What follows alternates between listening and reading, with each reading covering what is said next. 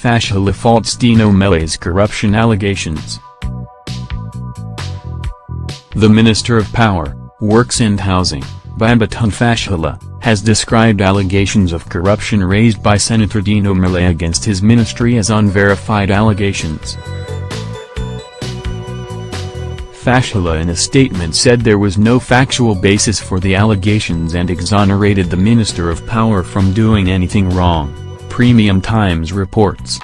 He, however, stated that he will collaborate fully with the Senate investigating committee when called upon.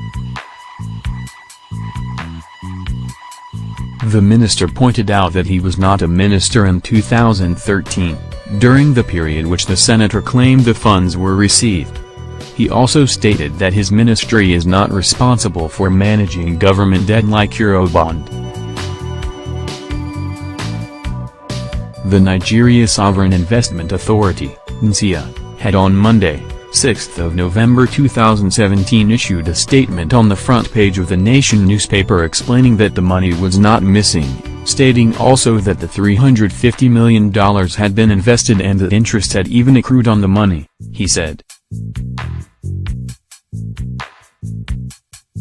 If there was no ulterior motive for the allegation, this was enough reason for a reconsideration of the presentation of the motion on the floor of the Senate on the 8th of November 2017. But the story seemed to have changed from missing money last week, to a desperate attempt to retrieve the money, this week. Fashola stated that the AFAM Fast Power project, which the senator accused his ministry of spending $35 million without appropriation and feasibility study, was first commenced by a U.S. firm, General Electric, to boost power supply in the country. Meanwhile, an investigation by the Senate into the alleged plan by the Ministry of Power, Works and Housing to secure the release of $350 million domiciled with the Nigerian Sovereign Investment Authority to finance electricity projects, has begun.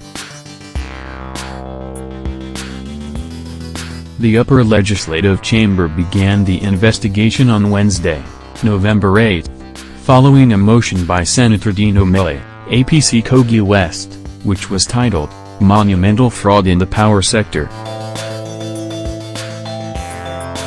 NAGE.com gathers that the lawmakers chided the ministry, which is headed by Babatunde Fashola, for allegedly spending $35 million out of the money on power projects without getting the approval of the National Assembly.